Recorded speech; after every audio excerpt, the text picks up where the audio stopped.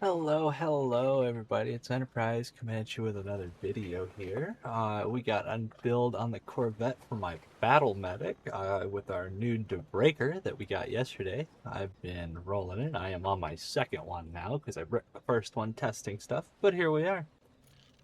So the ship we're on, of course, we're on the Corvette again. It's happened to be one of my favorite ships this season. Of course, as we know, Corvette's got flag bearer. Most of us know what flag bearer does, but flag bearer, when you're applying stacks, you're doing more damage with those stacks. We're not here for the damage. We are here for the extra repair we get on allies, up to 50%, because we can stack repair stacks on people as well. We're also getting 20% more repair because we have repair guns wrapped on the broadsides and the bow and the stern. We're also having the upgraded mark of flag bearer, which we are getting rid of severe damage as well. That comes into play with the front and the back weapons. Those are very important for the healing. Really nice for that. To get into our build here, we got Reach Wardens front and back. Our front Reach Warden, we are rolled on to Service, Restorative, Purify. Purify is really handy because it can wipe a status effect instantly. Say you're flooded, got a 10% chance to wipe that. It comes in more handy on the broadsides, but it's still there. It's still good. It's still handy. The Reach Warden special perk as well, Argus' Touch. You can apply stacks on an enemy up to 10 stacks, and it will give healing with those stacks, so it'll pulse heal up to 10 times. When those targets are further away, 2 stacks are applied per hit. So if you're point blank, it's 1 stack. If you're further away, it's 2. They are long guns. They're very useful long range. When they're maximum stacked, it removes torn sails, and you cannot get torn sailed. So if somebody's healing with Reach Wardens, you're never going to have torn sails. It's great. Our rear Reach Warden as well. We have Service, Restorative, and Purify. Same as that. On our right-hand side, we have some White Jades. White Jades have the perk Shared Supply, so when you hit somebody, they'll bounce off of the ship, and they'll go on to the next ship. You can also hit them off of bosses, so say La Peste is in your way and your buddy's on the other side, you can shoot at La Peste, and those shots will go bounce off of La Peste onto your ally for 75% of the repair amount. It's really handy if you're in a cluster. They don't get in the way. It's got repaired too as well. We ran Rapid Reload, Double Sailor's Respite. Purify, we ran Double Sailor's Respite because our broadsides are our big heals. Our front and back are our restorative severe damage heals. So the broadsides, you do your big damages. Front and back, you're doing your severe damage. These are great. We ran Rapid Reload, Double Sailor's Respite. Purify, it is a box pulled weapon from the Mega Fort. That is where you can get White Jades from boxes from the Mega Fort caches, all deck weapons. You can pull them from there. We ran Purify on these once again because every cannonball has a 10% chance to wipe an active status effect, so you could constantly be wiping status effects and everybody lives a little longer. It's great. We ran the exact same rolls on the left-hand side as well. So Rapid Reload, Sailor's Respite, Purify. Great way to do this. You can also run Restorative. Restorative's pretty good too. Coming down to our armor here, we ran a Leviathan, same as our last Corvette. We ran Resist All this time because we wanted a little bit more other stuff. We have Hydro Pneumatic as the main perk, so you get that more armor by the sailing speed. She's going 17, 18 knots, so that's like 20% more armor there. Really handy. 22%, somewhere around there. Super handy. Reduces your weak point damage when you open the broadsides to shoot. The entire broadside's a weak point practically. So it reduces that damage by 35%. It's great. We ran Resist All, Double Ironclad, Adept Spiking Integration. Adept Spiking Integration is nice because if we look in our bottom right hand corner here, we have a 40% piercing resistance, and it adds 255 armor for every 10% of that. So we have already added 1,020% armor, or 1,020 armor rating to the armor on top of the 1583. So we're already up to a 2,500 armor rating. Plus you get the Hydro Pneumatic, which gets added on. Ton of armor on top of that. So it's just You can tank some shots. You won't get wiped. Will you get hurt? Yes, but you'll be able to tank. And then we come over to our debreaker. This is the centerpiece of the entire build. The reason I built it was we're getting max damage out of this. This thing smokes people. Come down here.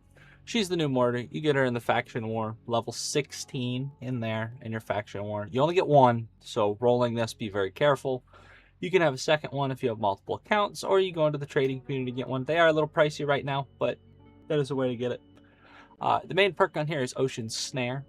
Hits from this weapon reduce the target's sailing speed by an additional 12% when they're flooded. And so if they're flooded and you hit them, they're going slower. And it's a flooding mortar, so it causes flooding, so they're going to go slower.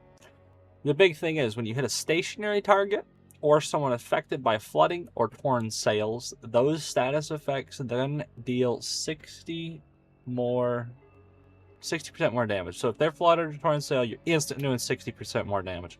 On the dot, no questions added. Then we come down to our furniture. We're running Drowning Cabinet because as soon as they're flooded, they have a 12% longer flood duration, which is great. Within 250 meters, which is great.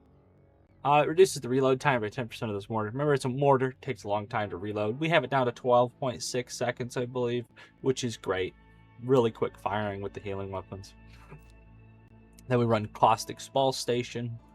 Caustic Spall Station we run because the tree. When we get to the tree here in a minute, I'll show you. The Caustic Spall Station is adding 40% on top of our mortar damage. So that's an extra 40%. And we have an extra 10% base damage if they're flooded. It's always going to flood, so you're always getting 10% more damage. It's great. 70% more damage raw just from the mortar perk and caustic. Awesome. Our drowning cabinet over here as well. If somebody's using torpedoes, which a lot of people are using flooding weapons, a lot of people use severity for severe damage, anything like that. If there's any severe weapon damage on that target, you'll then do 15% damage for 20 seconds when drowning cabinet pops. If you do any severe damage, which is incredible. If you pair this with torpedoes that have severity or waterlogged, like if you were to throw this mortar on my Requiem build that we had in the last video, excellent choice. Because you get that more damage because those torpedoes are always going to cause severe because every torpedo has waterlogged. Great choice. On our next piece of furniture, Kinkle's Laboratory, we wanted to increase that mortar radius by 5%. It's great.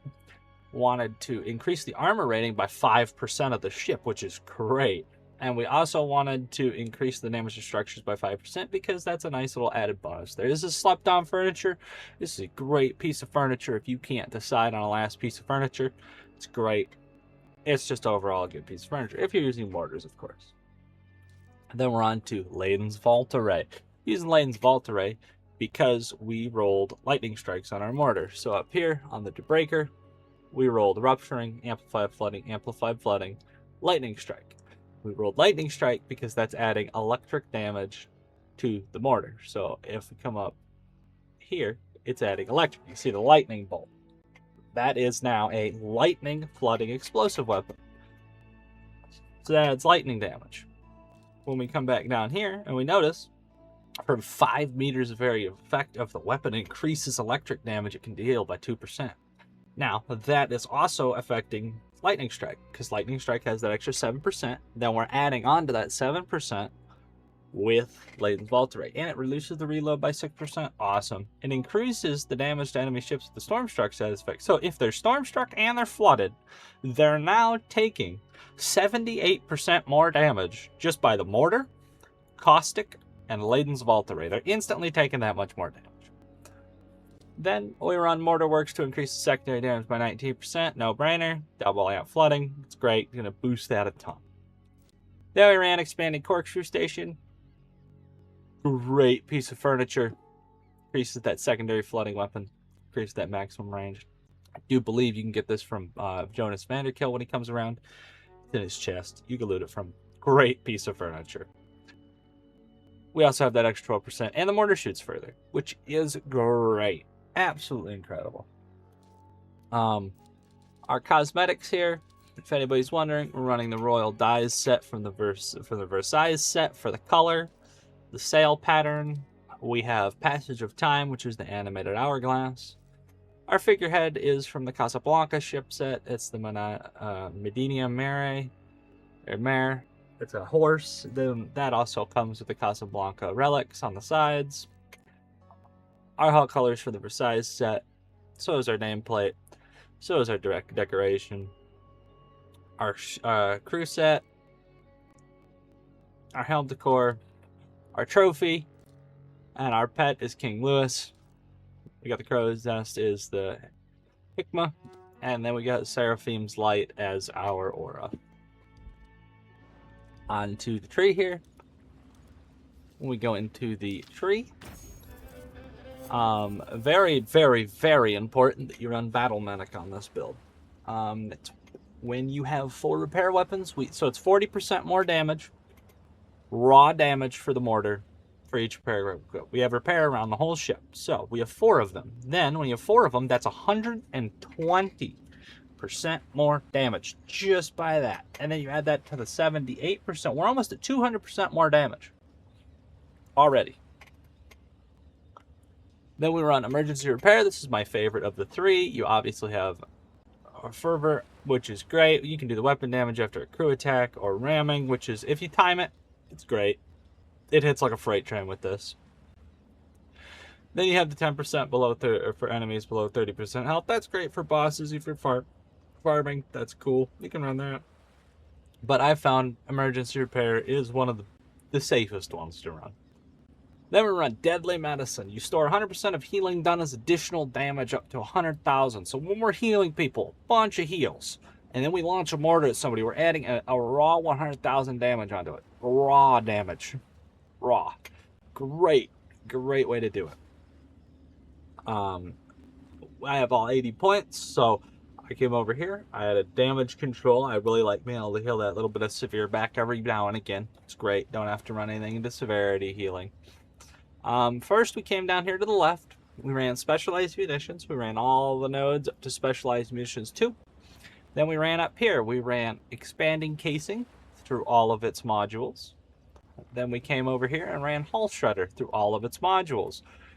These flooding penetration things means the damage is 50% of the damage is going to go through their armor rating, which is great. This build smacks armored 2 targets. It's not going to outright kill them, but it's going to hit them pretty hard.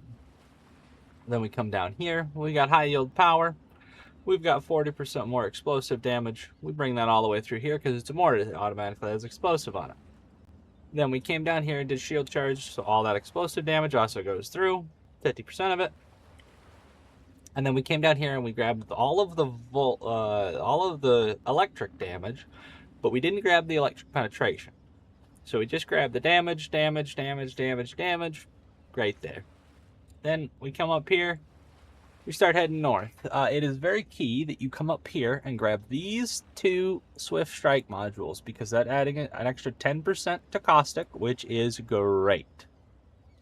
Then you come up through here, then we add the extra 10% through here, which is great. And then we snagged up through here for the reload, our 2 extra damage nodes here, coming up through here, came up to Blood for Blood. That increases our damage by 10% for 30 seconds whenever we take damage, which is great. Then we come over here, we grabbed heavy weaponry.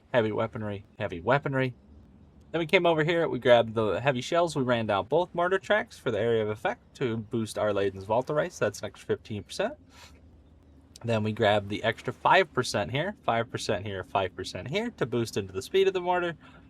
And then we ran up here for the mortar damage. So we grabbed the mortar damage.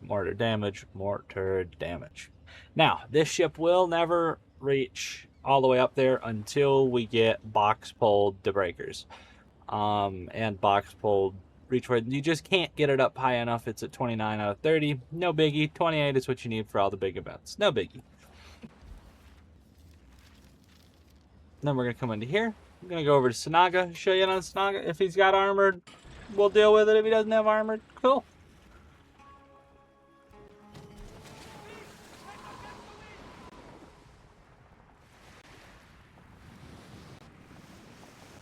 Get a chance to see if he has armored around the corner.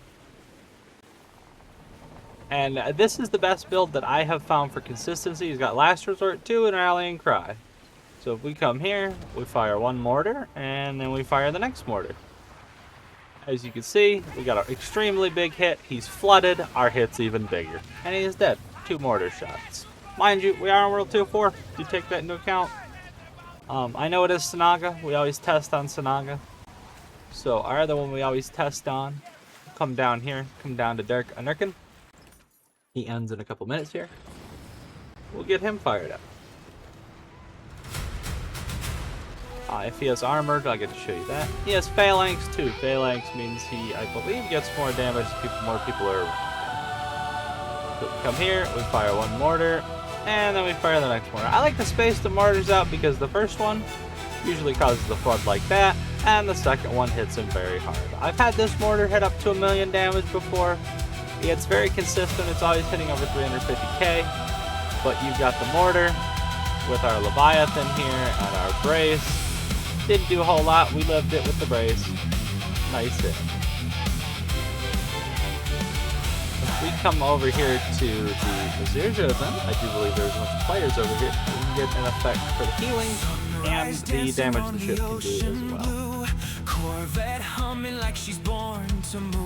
So not that many people are going to take damage over here, and the Mazirja is just going to get wrecked. But we have healing on the fronts and the side. You can see the pulse healing. We let it heal. We can do some pretty decent healing here. It's not a necessity to do the healing, but it does help out with the damage quite a bit. Just got these last little couple guys. They wreck him. If we drop the mortar on the Mazirja here, you can see it does a pretty good amount of damage to everybody around it. It didn't exactly hurt the Mazirja as much. If you take into account, there are a bunch of people around the Mazirja, so she is going to get that boost from Phalanx.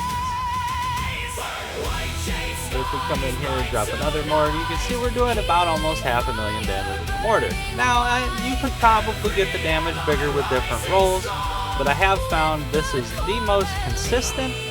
And you have the healing guns, so you're more of a battle medic. And I find it to be quite effective. And it's probably my favorite builds right now that I've done so far. And you got that battle medic, you just heal people as well. You get all this healing in here. Then you can heal up these guys. This build is also excellent for farming in World Tier 3, so if you're farming the big bosses in World Tier 3, it's pretty darn good. It does a lot of damage. We'll go get up on this convoy over here, even though it is our faction. We'll hit it up just so you guys can see. We'll take this launch with the Mazirja. She's got armored too. Do take that into account. See, we still did a pretty decent chunk for World Tier 4 with armor too. And as you can see, we got a 12.8 second reload on the mortar, so we can just launch it again. Again, take into account, she's got armored too, so we're not going to do the most damage that we could do, but it is still going to be pretty good. And we were looking for consistency with this build, so we got consistency and healing, because I myself really enjoy the healing. I think it's a great way to be effective in a lot of categories, especially if you're looking for a way to not necessarily be the center of attention in a fight, but still be able to heal people. It is a great, honestly, just fun build just to do. And you get that healing in on people. It's a nice rapid reload with all these big galleons around. And then when you need to, you can throw your giant mortars. That does quite a bit of damage.